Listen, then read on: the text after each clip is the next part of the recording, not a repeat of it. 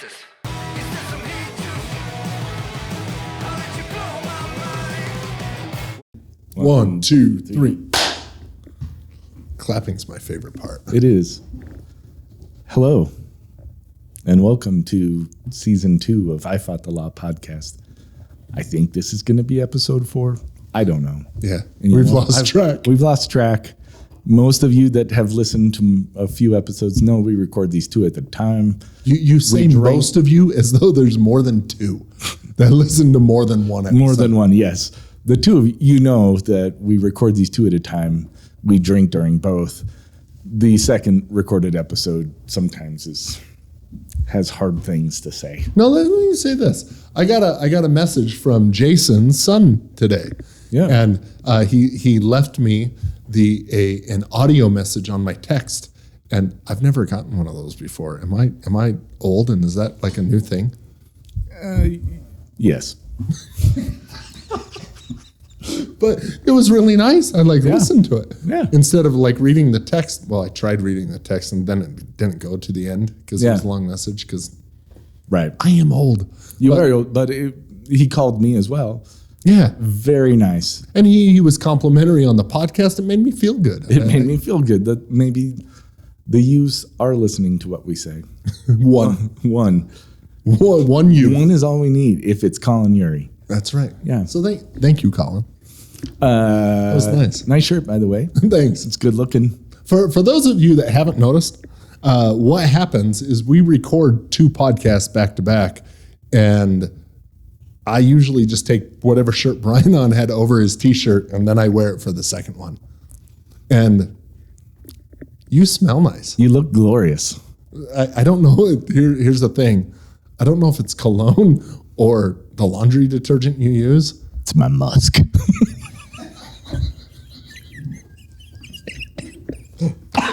Definitely not that. Oh, okay. But the bigger point is I consider you the type of person that might wear a cologne that smells like laundry detergent. But it's nice. I like it either way. It's a very nice cologne. It's called Dryer Sheets.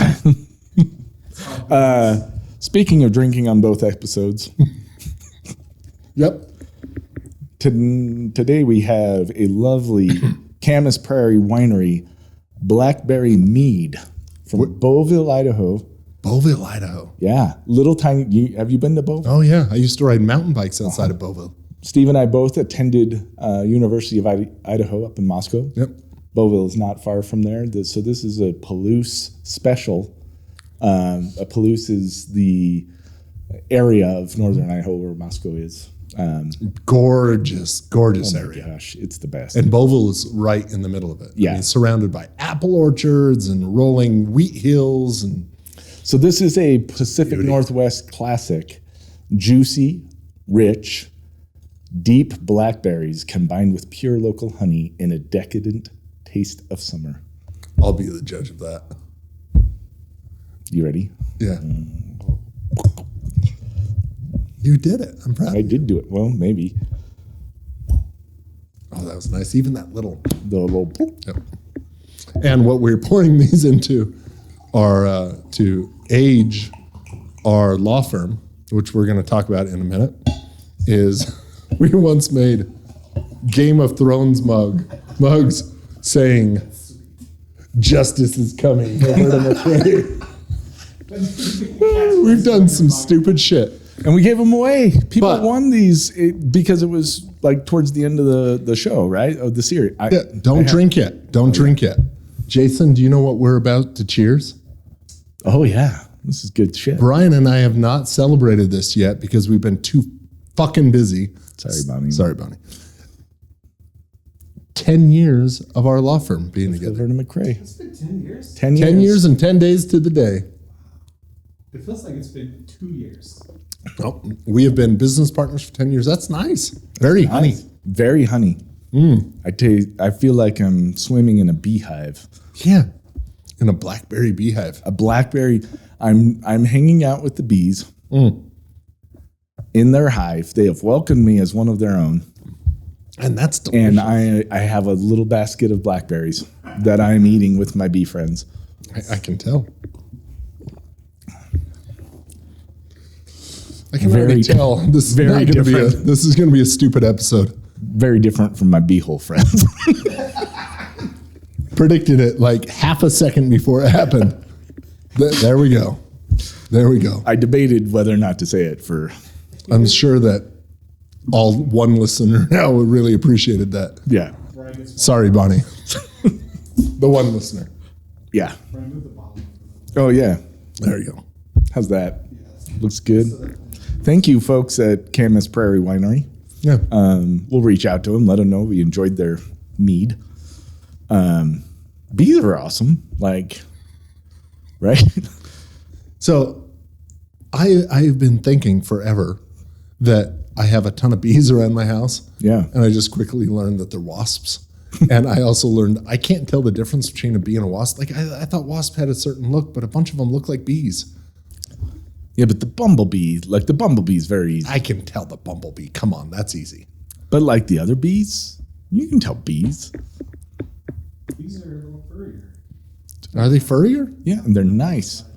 Yeah. Well, no, the ones that are buzzing around. So every night. No, but like wasps are not nice. No, bees are nice. These are nice. Oh. So every night we have an area outside that's under a canopy, and my wife has decorated it with a lot of hanging baskets, and it's just nice. All summer, that's where we eat dinner. Like we have kind of a routine now. We get our dinner ready inside. Sometimes it's family style. We take out everything and serve it out there. Sometimes we just plate it up. Again, my wife is a chef, and so I just follow her lead in whatever she wants to do with wine and life and decorating and everything. But specific to food, yeah, no shit. We go out there and we eat, but the second we put our plates down, a few wasps come out.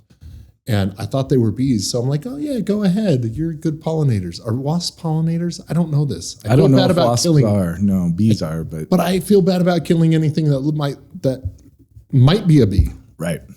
So, Bees are like Brian. They have oh, look at that. Yeah. No. Okay. That's so fair. That's what I thought. Oh, you're going to have to go to Brian's camera. That's what I thought a wasp looked like on the left. But some of the bees I have, it looked like the one. And your Uber has arrived, your wife said. Oh, Yeah. Brian. See the hairy back? Hairy back. Hairy back. Okay, so bees are like Brian. Hairy back. Got it. That was informative, Jason. Thank That could you. be a wine name. Hairy back wine. Or it could be my stage name. Hairy back. Next up on the stage, hairy back. Hairy back. I'm here for Mr. Hairy Back. Okay. Lot going on. A lot of stuff going on in the world. We've discussed in other podcasts and stuff in the previous episodes. Yeah, so we're also recording this one on September 11th. If Yeah. you're tracking Yeah. other ones. We referenced that in another podcast. A lot of shit has happened. Yeah. But here's as I've had a chance to reflect on some of it, and you're gonna go, oh yeah, no shit, Brian, but we're all different, Yeah. right? We're just all different. Yeah. The older I get, the more that I realize how much I appreciate people who are just comfortable with who they are.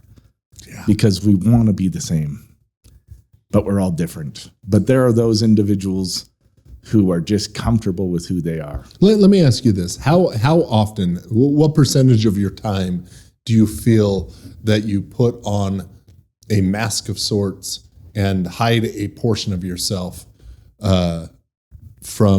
because you don't want to Others to see perceive? the whole, yeah, a lot. I'm doing it right now. I'm doing it right now. Right, on this podcast. I hate it. Yeah. But if I'm being honest with our one listener, yeah, I try not to, but I do. We've talked about it. Occasionally throughout the day, we will have conversations to where we're like, oh, let's save that for the podcast. We never do. And I always forget them. But most of the time, then we sit and look at each other and go, no, we can't say some of that on the podcast. Right. And that's unfortunate because we might be canceled in one way or another in our profession. Yeah. And I want to be respectful for the people that might be listening. Sure. To a certain degree. To a certain degree. But also, like, I don't know. I don't know that it necessarily filters me. Maybe it does. I don't know. Yeah. But we're all different, and enjoying those differences, celebrating those differences. Okay, so is a big deal. What makes it to the point to where you can be yourself around other people? What do you have to have?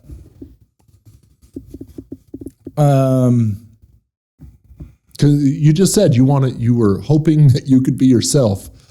Yeah, I don't know that I ever fully am, and that's messed up. I think for a lot of us, we're always putting on, to a certain extent, a mask. Maybe it's one of those little, like, tiny, like, Zorro masks. Maybe it's a big, like, dragon mask. I don't know what Zorro episode you've watched that is that tiny, but it's up here, man. Okay.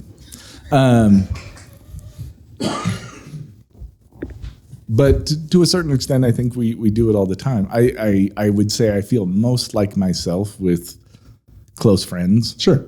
Guys in the band, my family, my kids. I think being myself with my kids has been a journey.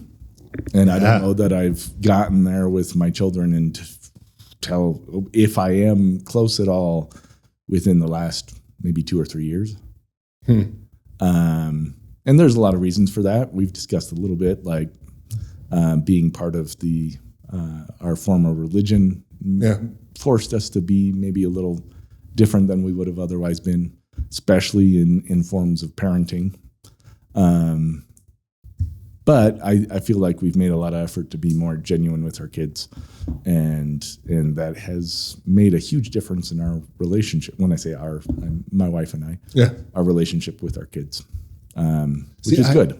I truly want to be myself all the time, and I'm not courageous enough to do it. Is that weird? No, it's not. I don't think it's weird. I think it's very common. Yeah. I just don't think we can. I don't think we do a very good job of admitting it. That we want to say, "Oh no, I don't care what anybody thinks. I'm myself. I'm real all the time." That's bullshit. That's bullshit. And people that tell you, like, "Oh, I'm just me. I'm saying what I'm thinking," that sort of thing, are generally not. Yeah. Like, if you have to say it, you're probably not doing it. Okay, I'm going to reference something. So we were right before this podcast. I had a confession to you. Yes, you did. And I'm not going to do what I said in the confession, but I'm going to describe it. It's pretty dorky. I've shared on a prior podcast that I have been reading a lot of poetry. Yes. In the morning, I read, and lately I have been memorizing poetry. And the other day we had band practice, and Brian got a call in the middle of band practice, and he had to go home early. And he left, and we kind of, Jason, Doug, and myself, kind of hung out, not terribly long after, but a little bit. And Brian had taken off. So my drive home goes by Brian's house. And so as I drove by your house, I reached the next corner, and you randomly had to run another errand. That's why you had to go home. Yes. And you pulled up right next to me, and it kind of surprised me. And I was doing something at the time, and I gave you a cheesy grin because I was like, "Oh no, Brian just caught me." And then I realized your window was up and you would have no idea what I was doing. Right. But I was reciting poetry in different voices in my head. Yeah. And at that particular moment, I was, what's the actor's name? I told you this earlier. The guy that always plays the cowboy. Yeah, we couldn't remember his name. Sam something. Something. He's on The Big Lebowski. He's on Parks and Rec as the other Ron. He's on Tombstone. Very southern drawl. Southern drawl. That's very slow. Looks like somebody you'd really like to have a beer. No, Sam Elliott. So I was beer with, or maybe have a sandwich with. So I was reciting poetry in my open Jeep because I don't have the doors on right now. In the voice of Sam Elliott. What the? Oh my gosh. in the voice of Sam Elliott, and you pulled up next to me and caught me. And at first I thought you knew, and then I was like, oh no, he's just going to think because I was myself, because I didn't think anybody was watching. Yeah. And then you pulled up, and I was embarrassed. And I was just like, hey, there's Steve. And so I gave you this. And then you drove off, and I was like, oh, that was so weird. And then I was like, whatever. It's I was Brian. taking my grandson to give him a bath and go put him to bed. I didn't give a shit what you were doing. I was just happy to see you. And I was reciting Invictus in the voice of Sam Elliott in my head and out loud. So there's that. Speaking of being here's yourself. the thing. Much to my mother's, the English teacher, chagrin, I would say that poetry is not really my thing. Jeez. It's not. And it's funny because I love music so much. Yeah. The lyrics are just poetry to music. But I don't know what it is. Like there are some, and I can reckon, like, it's not like, oh, I hate poetry. It's just not really my thing. I love that you love it. Oh, thanks. So, like, do your thing. I like that. So Brian and I have been talking about this, Jason. And I'm not supposed to talk to Jason. Yeah, I'm not here. Jason's not here. No, we've been talking about this, is how we've been appreciating authenticity, and how even as attorneys, we need to be authentic and not just put on the mask, because it never works. I shared with you a story the other day of something that I saw a couple of years ago. And it just kind of changed me, and it was totally innocuous. Right. So I'm driving to Brazilian Jiu Jitsu. Now, mind you, as I drive to train Brazilian Jiu Jitsu, I have the garb on for Jiu Jitsu. Okay, like the gi. Your gi? Yeah. Not only do I have the normal gi, but I had received my purple belt, so I have a rash guard that I bought for myself. That it looks, when you put it on, it looks like you had a full body tattoo, and all the tattoos are purple, because I'd got my purple belt and I was proud. So I bought this thing. I look like an idiot. You look like wrestler Barney. Wrestler Barney, that then I put on, I look like a mixture of wrestler Barney versus Rex Kwando. Okay. That's where I'm at. And this is the state I'm in as I'm driving by the city park. And I'm driving by the city park, and I look over, and who's out in the city park, just probably 50, 60 of these folk are the Larpers. Larpers. Live action role play. Yeah, Larpers. And they're out there, they're like fake sword fighting, and they're throwing got spears costumes? at each other. Full on costumes. They have shields, and off on the side they have like little burners going, and they've got pots of food, and it looks like a Renaissance fair meets geekdom means nerds, and my initial reaction, dressed as I was Going to hang out with a bunch of guys. and roll on the ground with a bunch of guys. That's where I'm headed. Yep. And I looked, and in my brain I went, what a bunch of dorks. What a bunch of nerds. Yeah. And I thought badly about them for a second, like, because they were different than me. They were different. And in a moment, I looked you don't down. understand it. Yeah. Well, that's the point. I looked down and I was like, wait a minute. And I looked back and I watched them, because I was at a traffic light, and they were so happy.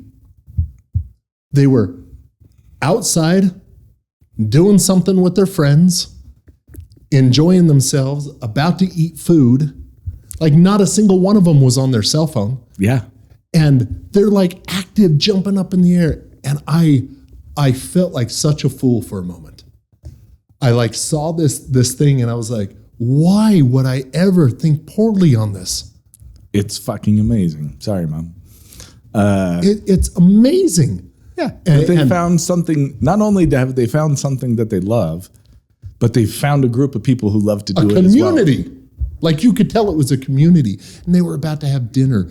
And I can only imagine, like, the good time that they were having. I wanted to go put on some armor and freaking wield a padded sword at the others. I don't even know, or lightning bolt some darts at each other. I don't know, but I literally was jealous. And then I realized that's what I was doing. I was going to a place that the guys I train jiu-jitsu with are like brothers to me. Yeah. I can share anything with them. And honestly, I'm more myself Like, I don't wear a mask when I'm at Jiu Jitsu. I just go and I do my thing, and I am who I am because everybody's weird there. Yeah.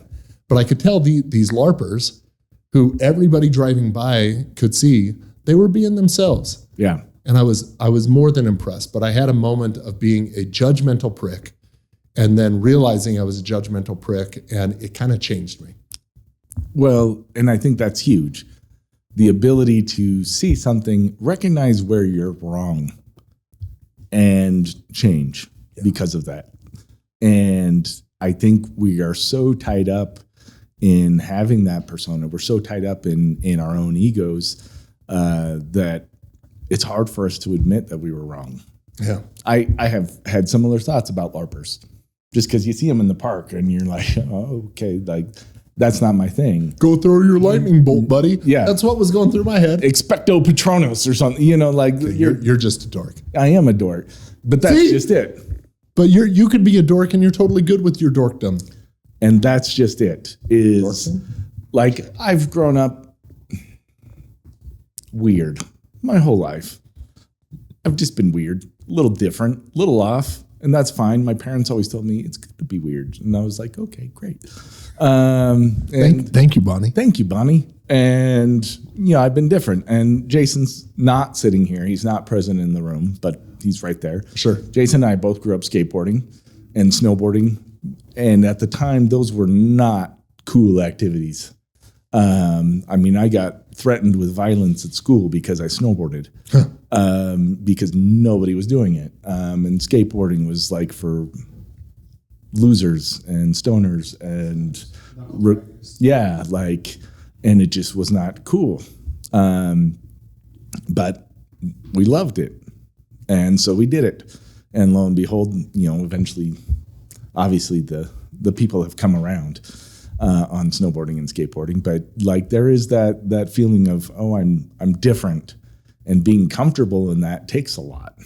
I was just fortunate that I loved those things so much that I stuck with them, even though I was different. Yeah.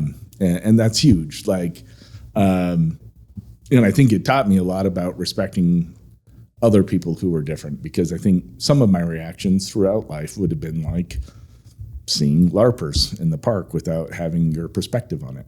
But why is it? Why is it that we would look at somebody and who's in the moment of clarity, I realize how awesome it is.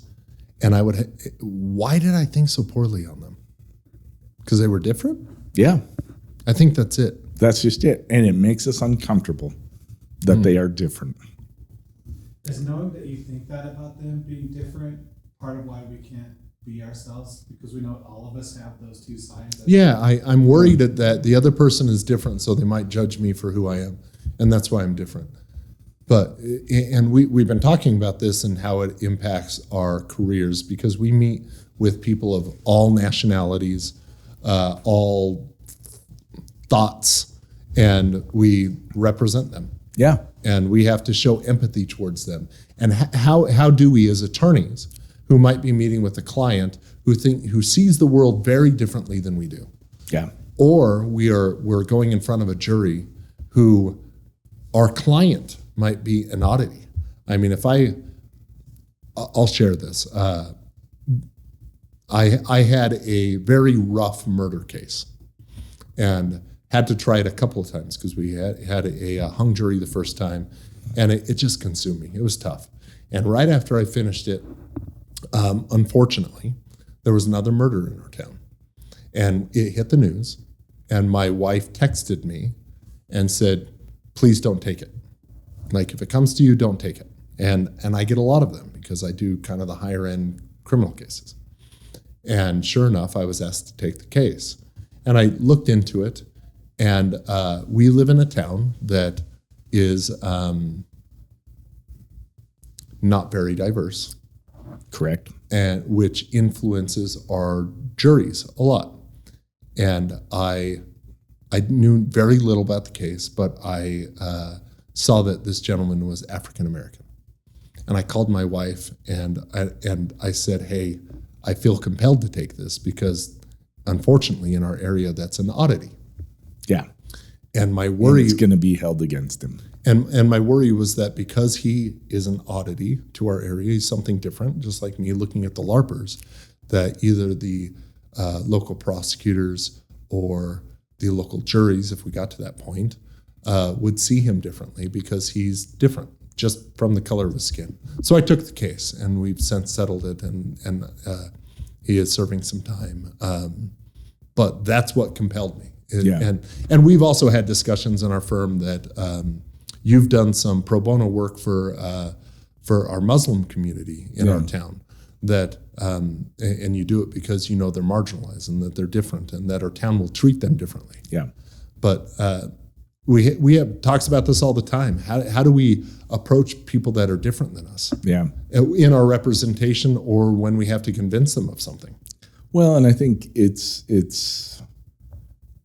you remember G.I. Joe, like the cartoon? Yeah, remember? Hold on. Side note. You once had a judge tell you, a district court judge in Idaho, On the record, tell Brian that he looked like Kung Fu G.I. Joe? Kung Fu Grip G.I. Joe. That's it. Kung Fu Grip G.I. Joe is right when you grew your hair out and your beard. Thank you, Judge Harris. Thank you, Judge Harris, for the best compliment ever paid to me from the bench. Who has since retired, and he's well missed. He's well missed. He's a good human being. He is. So Sorry, I interrupted. G.I. Joe, but they'd always end with like sort of a moral lesson, right, on the cartoon, and then it would be like, the more you know, that's knowing is half the battle, I think is the catchphrase, and I think being able to admit or to know that we have these biases in our lives is half the battle. Most people want to be like, it's like Michael Scott from The Office, like, I'm colorblind, right? Hey, Jason, the lights just went off. You want to go over there and hit the button? This is I Fought the Law After Dark. After hours. Cue the Barry White music. Oh, never mind. Oh, shoot. You did a very poor 90s porn or 70s porn sound there, but that's okay. It's Barry White sound. Oh, is that what that was? Okay. Yep, back me up, bassist. Yeah. Yeah, thank you. Very well, for sure. It being able to admit it. Michael Scott, his famous line from the diversity episode is, "I'm colorblind," right? Because he's talking about blue collar, white collar, whatever. That he doesn't see color, and it's like, no, like we all have these things in our life, whether it's race, religion, LARPing, snowboarding, you name it. Who we like as a professional football team. Right. We all have these things that Politically. Politics. Holy shit. Yeah. Like there are a lot of those things, and we don't do any but what the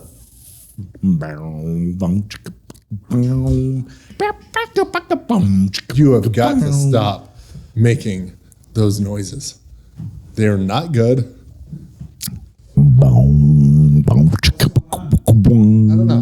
I don't know why that's doing that. Either way, this is our conference room. So here's the story on our light switch.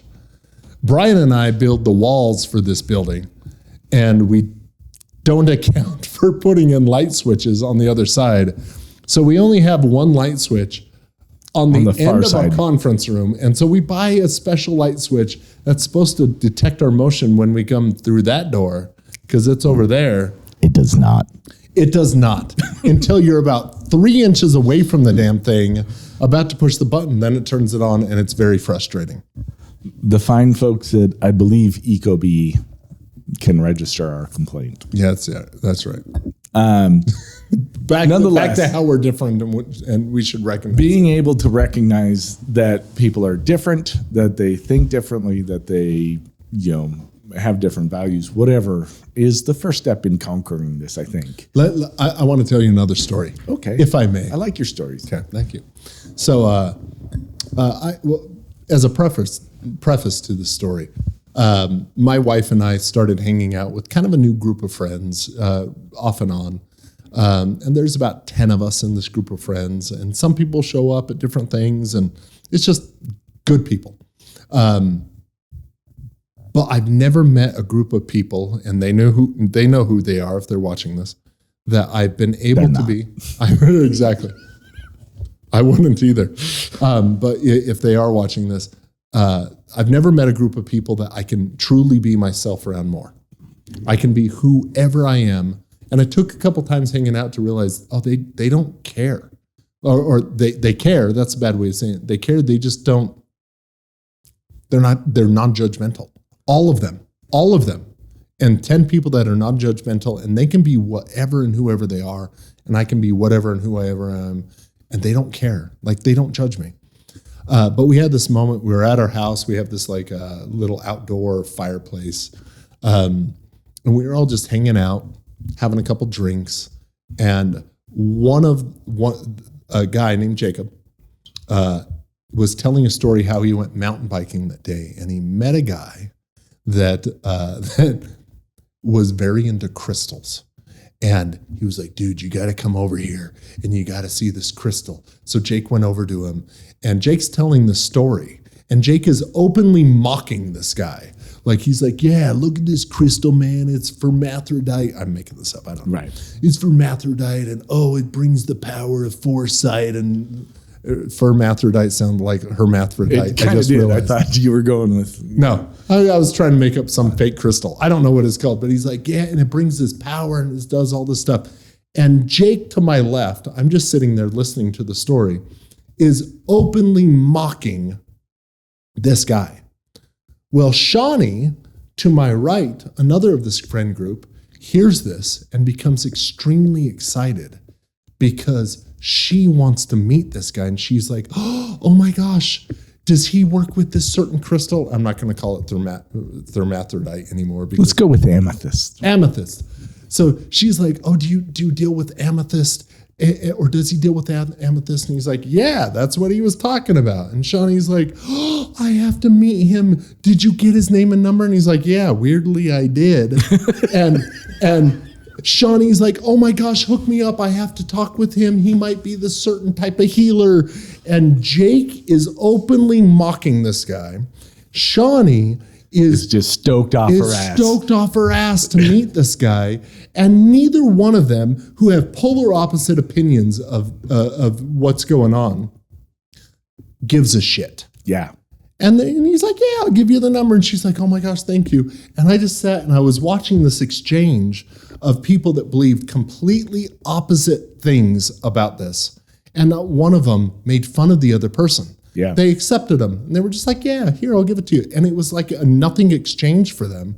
And I was like, man, the way I grew up, what I would see in certain circles, whether it be my extended family, my family, friends, is it would have been like, that guy's an idiot. No, he's not. And it would have been this like tension. But here they saw a completely opposite view of reality and loved each other. So they just shared the information. That's all it was. And I was like, where has this been my whole life? Right. I had a somewhat similar experience the other night. Heath, that was our guest on the show an episode or two ago. His wife was over at our house while Heath was on a cruise, and we were chatting. Somehow we got on our childhoods and things that we were excited about when we were kids. And Molly started talking about these animal cards that she had like ordered from, like, you remember the Scholastic book fairs and shit like that, like where they'd come into your school. I'm going to move this. It's distracting me. Sorry. Camas Prairie Winery. Good Mead though. Yeah. No, I don't know those cards though. But you know Scholastic book fairs. Oh yeah, of course. So like she had ordered these, and they come like each month for like a year or whatever, and they, you know, there's 5 or 6 cards, and it's different animals from around the world, and it's almost like an encyclopedia entry for whatever animal it is. It's got the map where the region they're from, and you name it, you know, all the information on these cards. And she's talking about these, about how much she loved those, and I was like, okay, but like, did they have this? And she's like, yeah. And I was like, did they have this? And she's like, yeah. And they looked kind of like this. And I honestly kind of got the feeling that she thought I was maybe making fun of her for loving these animal cards.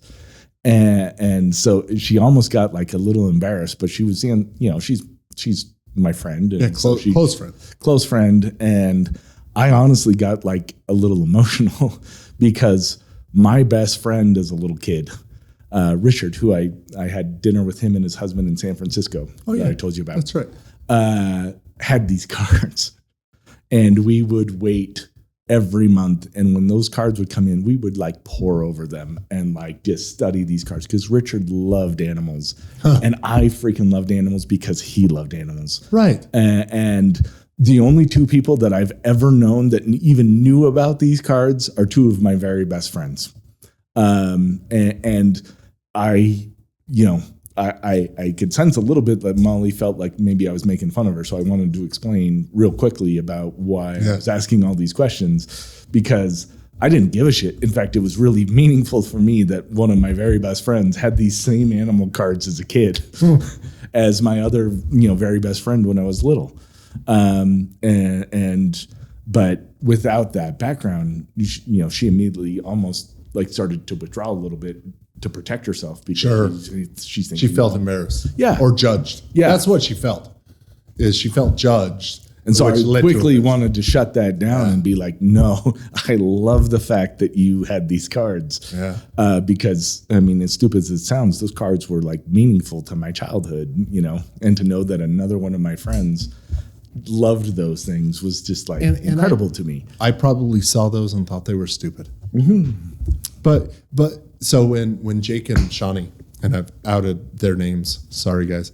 I think they'll be okay. Yeah, They're cool. good humans. They're cool. But when they had this, I literally said, like, guys, I really, really appreciated what just happened here. And like explained it. And we all kind of laughed and went on our merry way. But I love having people that I could be whoever I am around, in whatever mood, and I don't feel judged. Yeah.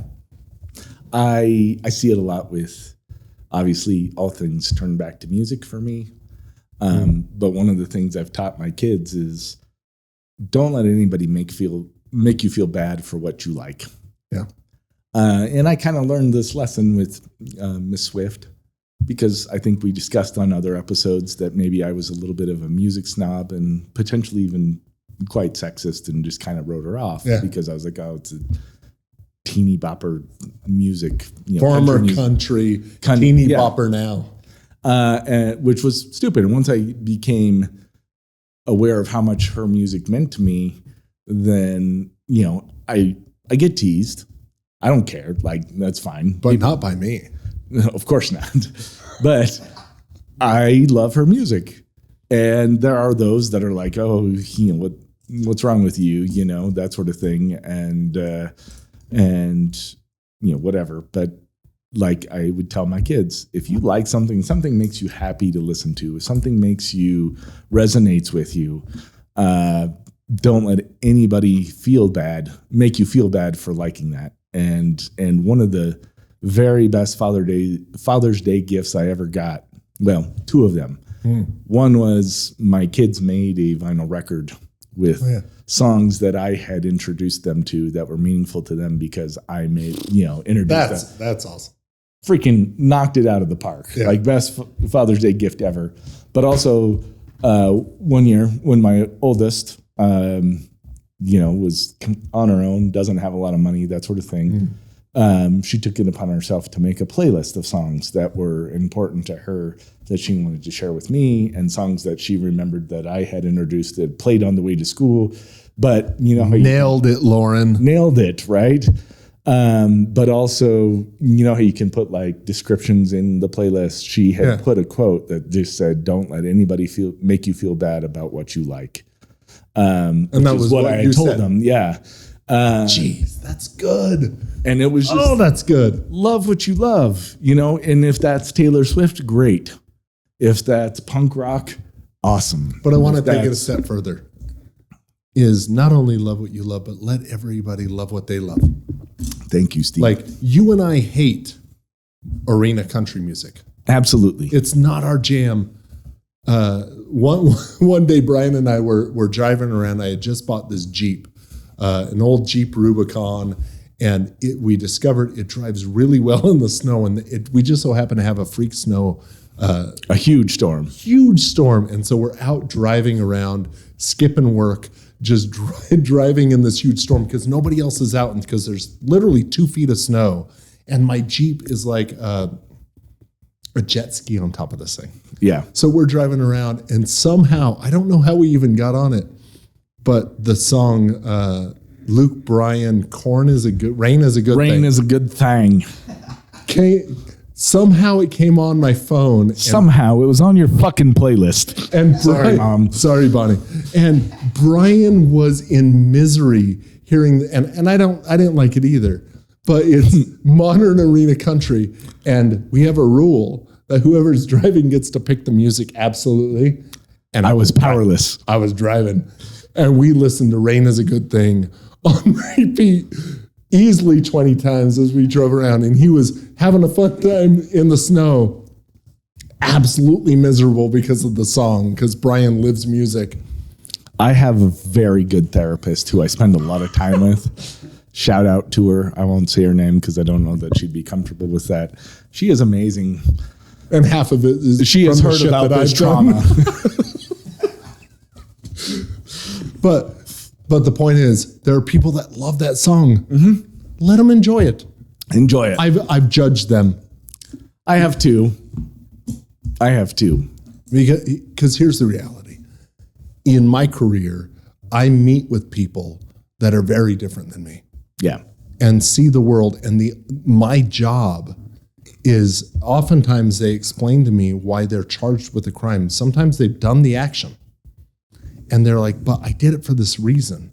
And it's the reason that the second I can show understanding and empathy, then I can understand that, oh, I get it. And sometimes it's the fact that they see the world very differently from me. Yeah. Then it's my job to not judge them, to understand it, and understand it to such a deep level that I have to communicate it either to a jury or a judge. Yeah. Sometimes some people do bad things, and I've got to go in front of the judge and say, hey, Here's why. Here's why. And even though that bad thing is just absolutely atrocious, if I can understand it a little more in my heart, then and I can communicate that and hopefully communicate it to a third party, then it might mean that they're not serving as much time in prison, or they might be getting rehabilitation instead. Right. So let me share an example. I recently represented a guy, and I won't mention his name. And when I say this, you're going to think, oh, screw that kid or screw that guy. Very visceral reaction. Yeah, it's a visceral reaction. He was charged with child pornography. A terrible, terrible thing. Terrible, terrible thing. No question, absolutely. And he had a lot of child pornography on his phone. Okay, a lot. He had looked at it. Horrible. Right. Horrible by any standard, no matter what. And I'm representing him for having that. And when we looked at it at first, this person had the child pornography, and it just looked like this person was bad. Depraved. What I learned about this person was that when he was 15, he had been the target of an abuser. And that abuser came to him, tempted Somebody he trusted. somebody that he trusted. It was a local sports team leader, and targeted him as because this person was a true pedophile, and targeted him, and not only started grooming him, but also for my client groomed him, but also introduced him to child pornography, and got him addicted to child pornography. The pedophile was then charged with the crime and kind of went away, and my client was addicted to child pornography and eventually was caught. And so when I took on the case and I first saw it, and part of my job, and this is horrible, and it's not fun, but I do it and I take it seriously, is I have to go and look at the child pornography to ensure that it is child pornography and see if there's any defenses. And I did that, and it was not a good day. No, I remember that day. Yeah, just not a good day. And I came out of it, and this is before I learned his story. And I was very judgmental. That's not the right saying. I wasn't judgmental. I was very sad about the quality. You had a visceral reaction. Yeah, it was bad. It was a bad day. Anytime you have to view that, it's a bad day. And then I learned his story. So I got to see how bad it was, but then I learned his story, and I've come to truly love. And I'll say this: I love this client. He has a very good heart, and he was a victim, and really, really hard to be in my position. And so now I've learned the worst of mankind that he participated in, and I've learned the worst of mankind that he was a victim in. A victim of, yeah. And how those two led him to a path. And I have the obligation of communicating to a judge who's going to sentence him of why this happened. And of course, there's the prosecutor who's asking for him to be punished and put him away for a long, long time because they see him as a risk, which I understood and respected. So I had to go in and make the argument. And the only way that I could make the argument to this judge is to show empathy for my client. Yeah. In the worst of humanity, viewing the worst of humanity and obtaining those files. The only way that I can do what I do, I mean, we start off with LARPing, which is an easy example. Yes. But now I have to show. Now you're in the trenches. Now, well, yeah, I'm in the trenches of understanding truly my client, who's had a rough go. Yeah, for sure. And communicating that. People come up to me all the time in criminal defense and they say, how do you do what you do? How do you represent bad people? And I always struggle to answer that question because it's such an easy question, but a difficult answer. Because the truth is, the way that I do what I do is I get to know my client, and I don't represent bad people. Everybody assumes that I represent bad people because in a moment that they did something bad. But I'm sitting with people charged with crimes, and I really get to see who they are. And if I can see them as what I saw with the LARPing, in understanding who they are and really absorb how they grew up, why they believe the way they did, why they acted the way they did. It's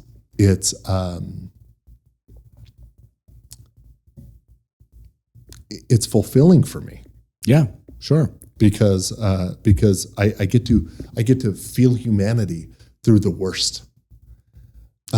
And heaven forbid that we all be judged by our worst moments. No, and that's it. So then I'll come into reality, right? Or that's a poor way of saying it because I've had too much freaking mead, Brian. Mead. But I come back to life to where I'm not dealing with clients, but I'm dealing with myself, and I still feel that draw to let my ego take over to where I'm judging somebody.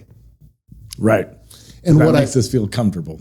Right, and that's the thing, is I just wish that we all could shed that and see each other and seek understanding. We're living in a world right now. I've raved against social media, and I've raged against social media and other things, but I wish that we could just approach people, whether it be religion, politics, how we live our life, how we see each other, and seek first understanding. Versus seek first judgment. And I feel too much judgment these days. There's a lot of judgment out there. Yeah. But as an attorney, I have an obligation to seek first understanding and empathy. Absolutely. How else would we have a requirement that we zealously advocate for our clients, even if they're in the worldview, the worst person around. That's right. And that is our obligation. How do you do that without getting to know them, understanding their story, where they came from, what motivations did they have in making, if they did these things that they're charged with, what motivated them to do that? You know what's really hard is in our particular area, and this might be nationwide, our news broadcasts mostly criminal cases in our area. And what I see is the second that something is broadcasted, what the comments are like, I wish that for example, for sex cases, the common are, we need the death penalty for sex cases or mandatory castration. Yeah. And I sit and my clients are literally my clients. It's not like, oh, this is just a general thing. I'm talking my client's mugshot is in these news reports. And I watch the comments, and what people are saying are the worst, like they should die. They should be castrated. We should kill them. And I've sat with them, and some are zealously proclaiming their innocence, like this did not happen. And some are saying it did happen. And here's why. And here's why. And I understand it. And what they're getting online and seeing is people saying you should be dead. You should have your testicles ripped out of your body. And it's such a weird position that I'm in. I always want to get on and just become an internet warrior, which is my common, but I would never do it, especially on a client's case. Sure. And I just don't do it in general, but it's just rough. So I feel the judgment, and I feel this like natural reaction to judge one another and not seek it. And I understand why, but man, I wish we could seek understanding. Yeah. So let me ask this, because we're running out of time. Sure. As a lawyer, this is sort of an obvious question, but I think I just want you to kind of expand on it. Do you feel like you are a better lawyer when you seek to understand your client? Let me say this. So Brian, we've said this on the podcast before. Brian represented me before we were partners. About 12 years ago, I was in a car wreck. Yep. In that car wreck, I suffered a traumatic brain injury. I had a concussion. It wasn't terrible, but it took me a few months to recover. And before that, I had never felt anxiety or depression, ever. I'm talking the bar exam, I wasn't stressed out for. Yeah. Zero anxiety when a lot of people were anxious. After that car wreck, I started experiencing anxiety and depression. And I've shared this on prior podcasts. Yeah. I can't tell you how many meetings with clients I've had that I shared just that. And because they're telling me how depressed they are, or anxious or suicidal or all sorts of things. And I share that story and I say, hey, and this is how I say it. I say, I don't know if God, the universe, or something else wanted me to understand my clients.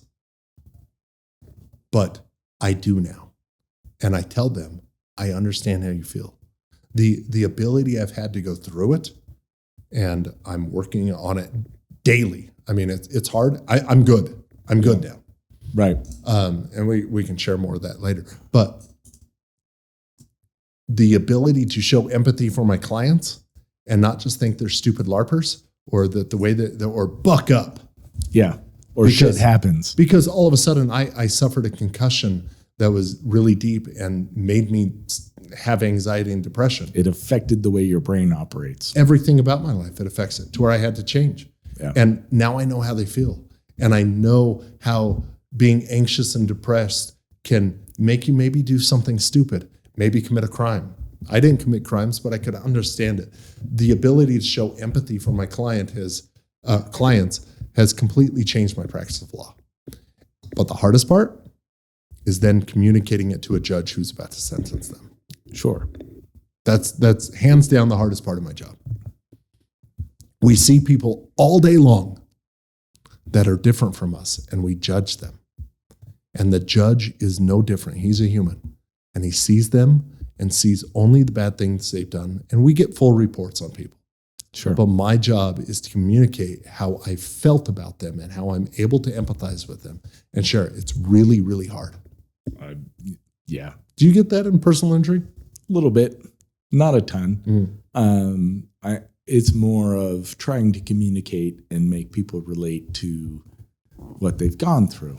I think the biggest one is our civil system is weird. We give money for injuries. Yeah. Like, that's weird. You say, oh, you've been harmed somehow. You've been hurt. You've had pain and suffering. You've lost your spouse. what, or your child, or whatever the case may be, and we're going to give you money for that. Like that's weird. The idea behind pain and suffering, paying money for pain and suffering, means that the jury has to understand the value of the pain and suffering, and that value might be specific to that person. Yeah, exactly. And people will, that's a weird concept for people, and because it's a weird concept, and so getting them to understand that, this is our system. This is the way it's set up. We don't have a magic legal wand we can wave and say, this didn't happen to this person. Yeah. Let's bring their spouse back to life. Man, like that would be great if we could do that. We cannot. Yeah. And so getting them to understand and to empathize with the idea that,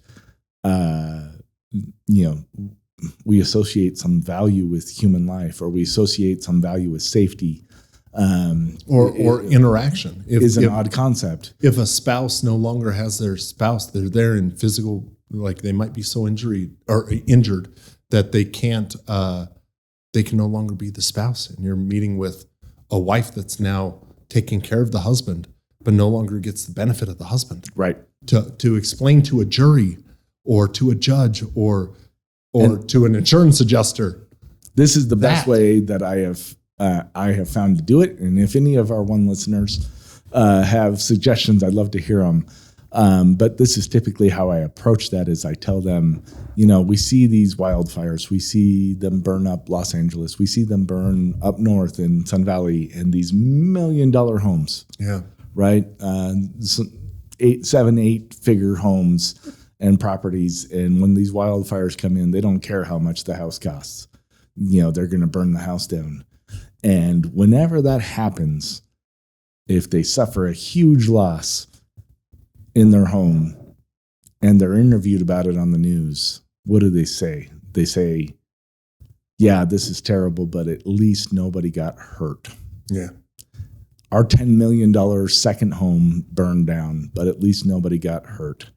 Or if it's somebody's, own home and it's a couple $100,000, they don't care about the value of the home. They say, at least nobody got hurt. You hear it with car wrecks.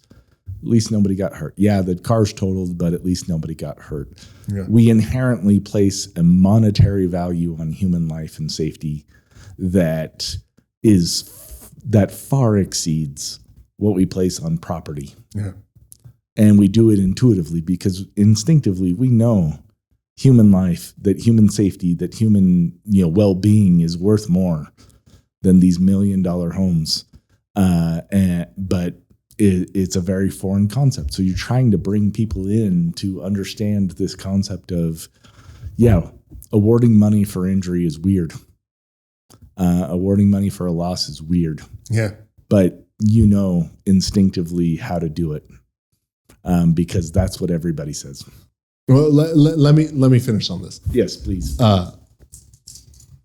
I'm glad to be in a profession that allows me to show empathy to somebody else. And I think that's what defines a profession, is whether it's doctors or lawyers or any of the other professions, is you don't just look at the general problem, you look at the person. Yeah. And you make a difference in that person's life. I like that. Yeah. And so to our one listener, no matter what your job profession is, the way that we incorporate that, I think, is that in all of our human interactions, we try to check our ego and seek first understanding. I guarantee we do that.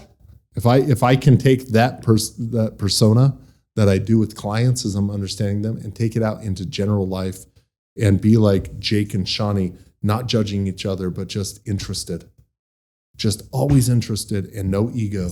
Man, it would be such a better life. So one of my favorite shows of all time, Ted Lasso. Oh yeah. Speaking of being different, like I've loved soccer my whole life. And I've watched soccer. I've watched soccer when I got mocked in law school for watching soccer. The world has come around on soccer, or not the world. Our country has come around on soccer. The rest of the world was on board long ago. But I love that show. But one of the famous lines from it, which we have framed in our home, is be curious, not judgmental. Yeah. And if you haven't seen that scene, just Google Ted Lasso, be curious. Darts. And you'll see the dart scene, and it's amazing. And it really, it taught me a lot of, okay, somebody's coming from a different perspective or what maybe I'm not used to. Yeah. And judgment stops that in its tracks. Curiosity brings out understanding in each other. It brings out understanding larpers in the park, right? Like true curiosity, even internal curiosity of why do I care that these guys are larping? And ultimately you decided, I don't. I think it's fucking wonderful. Sorry, Bunny. And that's great. But curiosity leads to that. Judgment leads to a very different result. Yeah. And that, I think, is what happens too often in our world. You know what's fascinating? You're just thinking about, as you guys are having this conversation, your last podcast that you recorded was based on people considering you as not having empathy. Right? Like the Facebook comment that was in the conversation last night. Yeah. But like, you guys can't do a good job, which you do a good job, if you do not have empathy, and that's part of what makes you a professional and a successful lawyer. And if we can all show empathy, so I'll end on this. I'll empathize. You smell good, Brad. Thank you, Steve. You're welcome. I try really Your hard. musk is awesome. My musk. Well, thanks everybody. Sensuous. Thanks everybody. We love you all. Thanks for listening, and we'll see you next time. Sensuous. Sensuous.